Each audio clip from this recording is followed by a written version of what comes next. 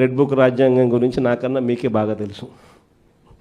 ఏ రకంగా పోలీసులను వాచ్మెన్ల కన్నా దారుణంగా వాడుకుంటూ ఏ రకంగా రెడ్ బుక్ రాజ్యాంగం నడిపిస్తూ ఉన్నారు.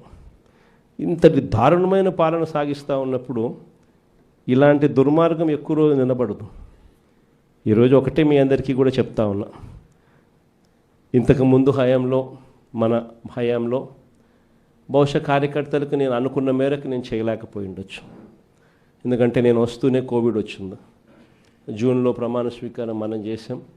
మార్చ్ కల్లా కోవిడ్ లాంటి మహమ్మారిని ఎదుర్కోవాల్సి వచ్చింది. ఇంతకుముందు ఎప్పుడూ కూడా ఊహించలేదు, ఇంతకుముందు ఎప్పుడూ కూడా చూడలేదు. రాష్ట్రంలో అయితే నాకు ఊహ తెలిసినంత వరకు నా వయసులోని ఇలాంటి పరిస్థితులు కూడా ఉంటాయి, ఇలాంటి సమస్యలు కూడా రాగలుగుతాయని కూడా బహుశా ఎవరికి కూడా తట్టిండదు. కానీ ఈసారి మాత్రం మీ అందరికీ చెప్తా ఉన్నా, ఈసారి మీ జగన్, మీ బిడ్డ మీరు పడతా ఉన్న కష్టాలను చూశాడు, మీరు చూపిస్తూ ఉన్న తెగువను కూడా మీ బిడ్డ జగన్ చూశాడు. మీ అందరికీ మాట చెప్తా ఉన్నా, నెక్స్ట్ జగన్ 2లో మాత్రం కార్యకర్తలకు పెద్దపీట వేస్తాను అని మాత్రం ఖచ్చితంగా చెప్తాను.